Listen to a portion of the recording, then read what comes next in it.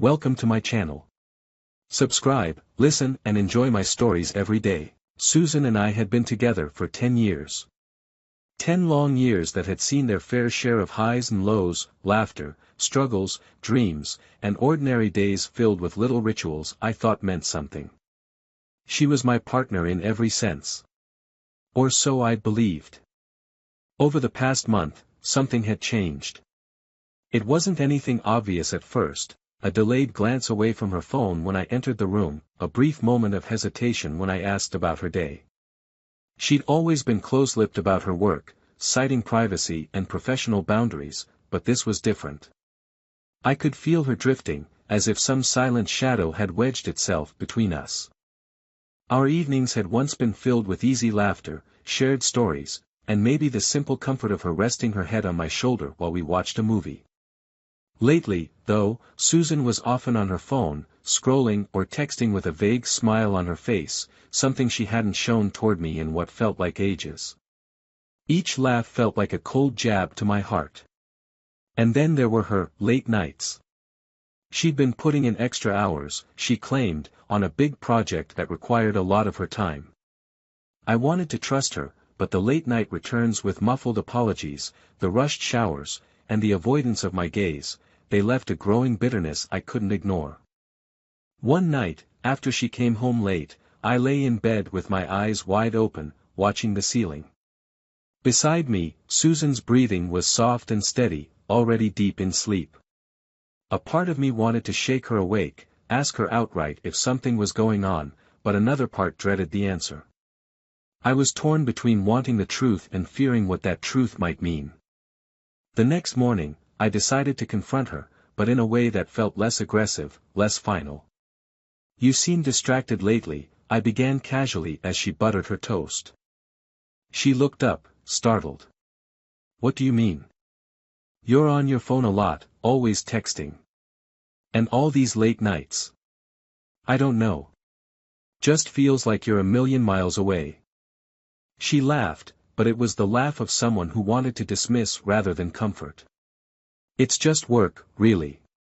They've got me on this big project, and it's a mess. Lots of clients to juggle, and you know how that goes. Don't worry, okay? It's just temporary." Temporary. That word echoed in my mind like a hollow promise. The following day, I made the decision to check her phone. I told myself it was nothing more than curiosity, that I'd find a string of harmless messages or the work emails she'd been so stressed about. But that morning, when Susan hopped into the shower and left her phone on the bed, the temptation was too strong. I picked it up, hands trembling slightly. But of course, she had it locked. I told myself that it was a one-time curiosity, that my imagination was getting the best of me. I didn't try again. But the suspicion festered, gnawing at me until I barely recognized myself. Suddenly, I was no longer a husband but a silent investigator, obsessing over clues and patterns I might have overlooked. The worst part was that I wanted to believe her, but the trust, the cornerstone of our relationship, had cracked, and I felt powerless to mend it. 2 weeks later, she mentioned a work dinner that would likely run late. I stayed calm, acting supportive, nodding along with the right words, but my mind was racing. This was my chance, I thought. If I couldn't get the answers from her phone, maybe I could observe her from a distance. That evening, as soon as she left, I waited a few minutes before grabbing my keys and heading out. My heart pounded as I drove the familiar route to her office. I pulled into a spot near the entrance, where I could see her car and keep a safe distance. It was foolish, a ridiculous thing to do, and yet there I was, sitting in my car like a detective in some cheap thriller, waiting to catch a glimpse of the truth. Almost an hour passed before I saw her emerge. She was alone, looking around briefly before getting into her car. My stomach churned with both relief and dread. I followed her discreetly, keeping a reasonable distance. My mind was a blur of thoughts. What if I was wrong? What if she was just going to meet a client? What if she was actually just working late and I was the paranoid one ruining our marriage with suspicion? She drove for a few miles before pulling into a small hotel parking lot on the outskirts of town. I froze. The sight of that building brought everything crashing down. It was as if every doubt, every fear, every small sign I'd ignored had led me here, to this exact moment. Susan parked, got out of her car, and entered the lobby without a second glance. I stayed in the shadows, fighting a primal urge to charge in, demand an explanation, make a scene. But I didn't. I was too numb, too overwhelmed to think clearly. I watched as she exited the hotel 20 minutes later, this time accompanied by a tall man, the same man whose name I'd heard her mention in passing, a colleague she'd worked with on a big project. They laughed together, and then he pulled her close, planting a quick kiss on her lips before they entered the hotel again. I sat there, paralyzed. In that single moment, I saw everything I'd built with Susan crumble. My whole life, my future, every memory we'd made, all reduced to a silent, empty hotel parking lot under dim streetlights. The drive home felt endless.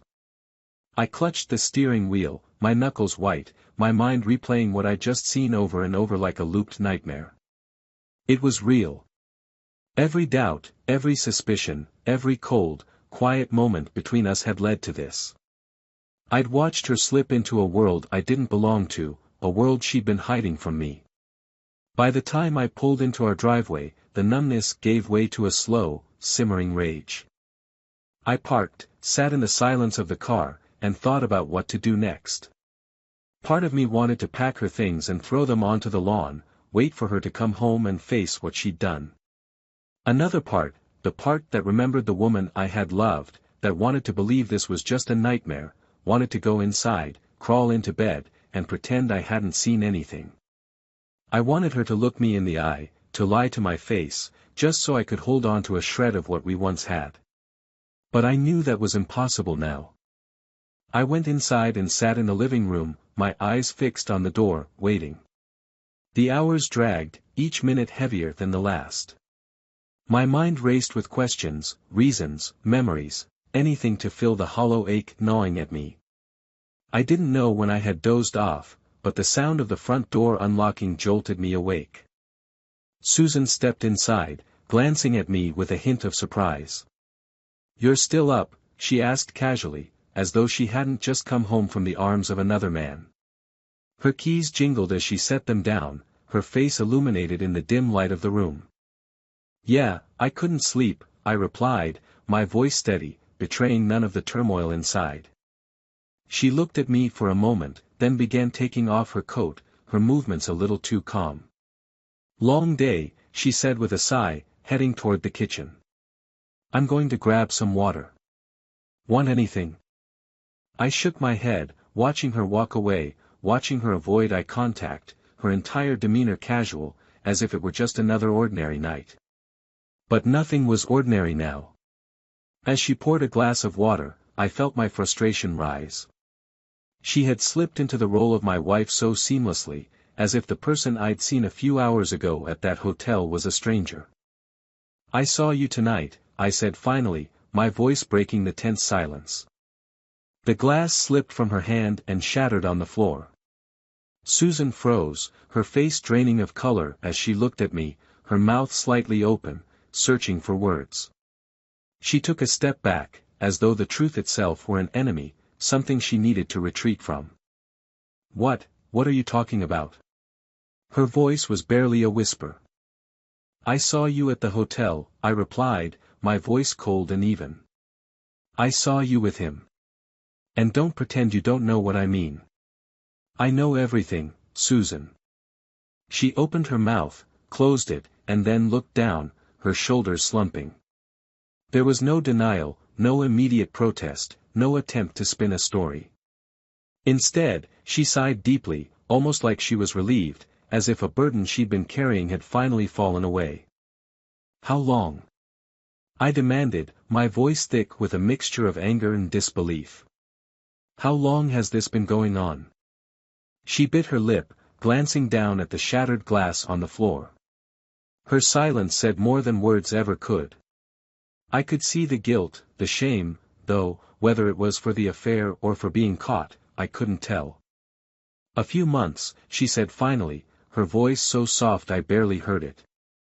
I laughed bitterly. A few months? And I suppose you thought I'd never find out? She looked at me, her eyes filling with tears. I didn't want you to find out, not like this. I never wanted to hurt you.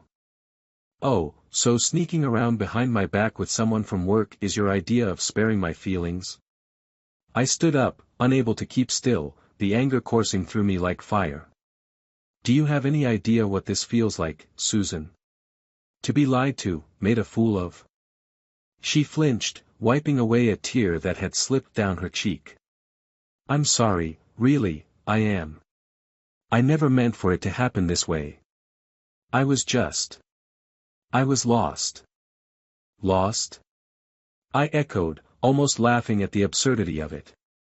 Lost? You had everything, Susan.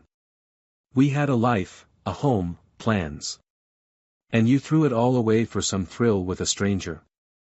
Her face tightened, and I saw a flicker of defiance in her eyes. He's not a stranger. He's someone who understood me, who listened to me. I stared at her, feeling my heart twist. Listen to you? Was that it? Is that all it took? Because I thought I was here, Susan. I thought we were happy. Tears streamed down her face as she looked at me, raw and exposed. I was happy, she whispered. At least, I thought I was. But somewhere along the way, things changed. I changed. I don't know why, I don't know how, but it just happened. I shook my head, feeling a wave of nausea. That's not an excuse. You could have talked to me, told me something was wrong.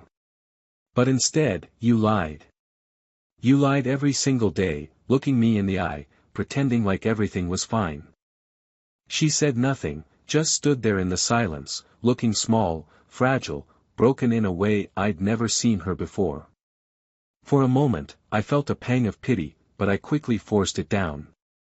She had made her choice. She had torn us apart, and there was no going back.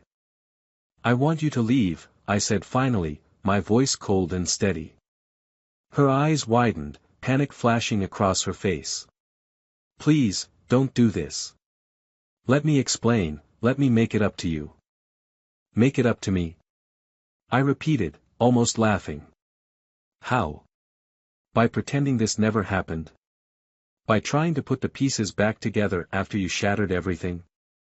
Please, she whispered, taking a step toward me. Please, don't give up on us.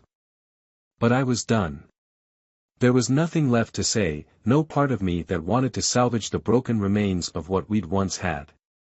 Her pleas fell on deaf ears, and the words she tried to say became a blur, meaningless apologies and empty promises that held no weight. I walked past her, ignoring the hand she reached out to grab mine, and headed toward the stairs. If you're still here in the morning, I'll pack your things for you, I said over my shoulder, my voice cold and final. I climbed the stairs, each step feeling like I was distancing myself from the life I'd known, the life we had built.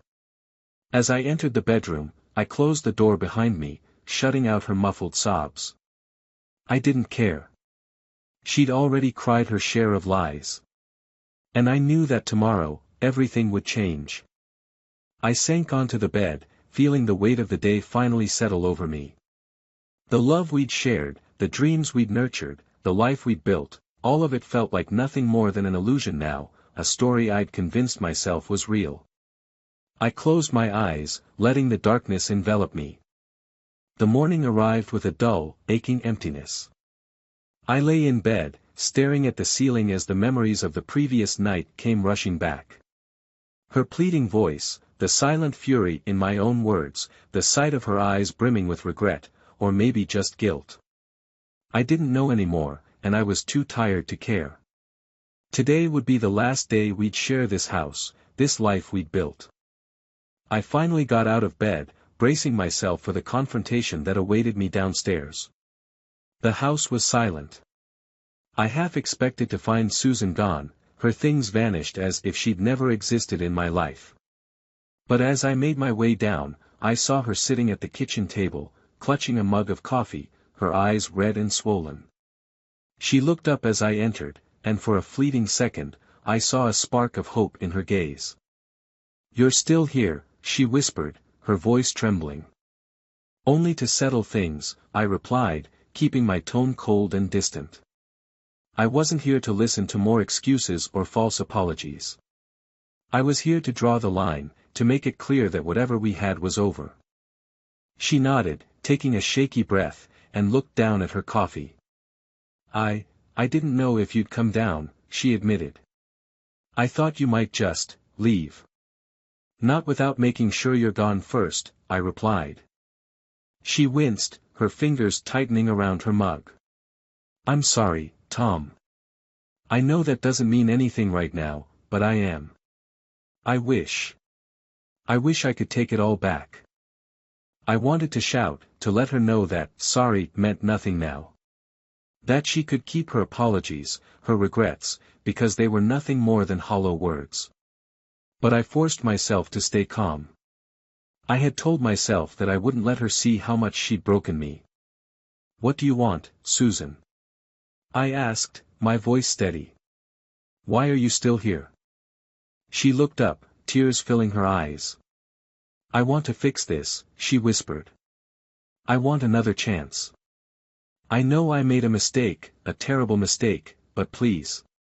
I can't just walk away from everything we've built. I can't just let it go." I laughed bitterly. "You should have thought about that before you decided to be with him. You had plenty of chances to walk away, to tell me something was wrong. Instead, you lied, night after night, and came home to me like nothing was happening." Her face crumpled, and she looked away, unable to meet my eyes. "I was confused, Tom. I didn't know what I wanted. I thought I could. I thought I could keep everything together, that it wouldn't matter." "But it does matter, Susan," I replied. "You can't have both. You can't live two lives and expect me to play along." Silence hung heavy in the air. She sat there, staring at the table, the weight of her choices pressing down on her. I watched her, waiting for an answer, a sign that she understood just how deeply she'd hurt me. But all she did was look down, broken and lost, a version of the woman I once loved. After a long pause, she finally looked up. "I know I don't deserve it," she said, her voice a fragile whisper. "But please, Tom, just give me a chance to make it right. I'll do whatever it takes. Just, don't leave me." The plea in her voice was genuine, but I couldn't find it in myself to care. She had betrayed my trust, shattered everything I believed in. A single night of apologies wasn't going to fix that. "I'm sorry, Susan," I said. "But I don't think there's anything left to save. I don't trust you, and I don't know if I ever will again." Her face crumpled, and she buried her head in her hands, her shoulders shaking with silent sobs. Part of me felt a pang of pity, a flicker of the old love I had once felt, but I pushed it away. I couldn't let myself be pulled back in, not after what she had done. "I'll pack my things," she whispered, her voice barely audible. I'll stay with a friend for a while. I'll figure things out." I nodded, feeling a strange sense of relief. This was the end. No more lies, no more pretending. She would leave, and I could finally start to heal, to piece my life back together. I watched as she got up, her movements slow and hesitant, like she was carrying the weight of her guilt with every step. She paused at the doorway, looking back at me one last time. "I'm sorry," she said, her voice breaking. "I know that doesn't change anything, but I truly am." I didn't reply. I just stood there, watching her leave, the final goodbye lingering in the silence of the empty house. The next few days were a blur. I went to work, went through the motions, but my mind was elsewhere, trapped in a loop of memories and what-ifs. The house felt cold, empty, as if the warmth of our years together had vanished along with her. But even in the loneliness, there was a strange sense of peace, a quiet that came from knowing the truth, however painful it was. One evening, about a week after she left, I got a message from her. It was short, simple, a plea to meet, to talk things over one last time. I hesitated, part of me wanting to refuse, to keep the clean break. But another part of me, the part that still sought closure, that still had questions, agreed to meet. We met at a small cafe, a place we used to go to when we first started dating. It felt surreal, sitting across from her as if we were strangers, the memories of our life together hovering like ghosts around us. "Thank you for coming," she said, her voice soft and hesitant. I nodded, not trusting myself to speak. She took a deep breath, looking down at her hands, twisting her wedding ring around her finger. I wanted to tell you why. I know it doesn't change anything, but I need you to understand." I said nothing, waiting for her to continue. "It wasn't about you," she said, her voice trembling. "I know that sounds like a cliché, but it's true. It was never about you. I was lost. I felt like I was just going through the motions, like my life was slipping away, and I didn't know how to stop it. He made me feel alive, like I had something to look forward to." Her words stung, cutting through me like knives. But I kept my expression steady, refusing to let her see the hurt. "I should have talked to you, I know that," she continued. "But I was scared. I thought if I said something, it would mean admitting that I wasn't happy, that everything we built was falling apart. So I tried to hide it, to keep it separate. I thought I could have both, that it wouldn't change anything. But I was wrong." "You were wrong," I repeated, my voice cold. "And now here we are." She looked down, silent for a moment, then met my gaze, her eyes filled with sorrow. "I know I don't deserve forgiveness, but I'm sorry, Tom. Truly." I took a deep breath, feeling a strange sense of calm settle over me. "I believe you," I said finally. "But that doesn't change what happened. You made your choice, and now we both have to live with it." She nodded, her face crumpling with tears. I wanted to feel triumphant, to see her suffering as some kind of justice, but all I felt was an emptiness, a hollow ache where love had once been. We sat there in silence, two people who had once shared everything, now left with nothing but memories and regrets. Finally, she reached across the table, her hand resting on mine. I didn't pull away, but I didn't squeeze back either. "Take care of yourself, Tom," she whispered, her voice filled with a quiet resignation. "You too, Susan." She stood, slipping her ring off her finger and placing it on the table. And then she was gone, walking out of the cafe and out of my life for good. As I watched her leave, I felt a strange mixture of sadness and relief. The chapter was finally closed. I could move on, rebuild, find peace. It would take time, but I knew, deep down, that I would be okay. Weeks turned into months, and life took on a new shape. I was alone now, in a house that echoed with memories, its rooms filled with silence. I kept busy to avoid dwelling on it too much, telling myself I was healing, moving on. But grief has a way of lingering, creeping in at the edges of an otherwise uneventful day. One quiet afternoon, I received a letter from Susan. I recognized her handwriting immediately, the familiar slant of the letters, the way she curled her S. She'd written it by hand, as if typing an email or a message would somehow trivialize what she had to say. I hesitated, the letter heavy in my hand. A part of me wanted to tear it up, to let her words go unread, but curiosity, maybe even a lingering affection I hated to admit, got the best of me. I unfolded the paper, the weight of her words pressing against me even before I'd read a single line. "Dear Tom. By the time you read this, I'll have gone. I don't mean to add to the pain I've already caused, and I know I have no right to ask anything of you. But please, if you have any forgiveness left in your heart, try to understand. I've struggled since I left, more than I ever thought I would. I thought the life I was chasing with him would fill the emptiness I felt inside, that it would make me feel whole. But it didn't. Instead, I found myself lonelier than I had ever been, haunted by everything I had thrown away. I wish I could say I learned from my mistakes and that I found some kind of peace. But I haven't. I can't find peace in a life that feels like ashes, in a future that feels hollow. I've come to realize, too late, that I can't repair the damage I've done, and I can't face a life that's empty of you. I loved you, Tom, more deeply than I ever admitted, even to myself. You were the only person who saw the real me, the only person who stayed even when I pushed you away.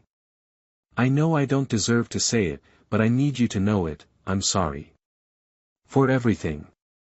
For lying to you, for betraying you, for losing sight of the love that should have been enough. You're stronger than I am, Tom. I know you'll find a way to heal.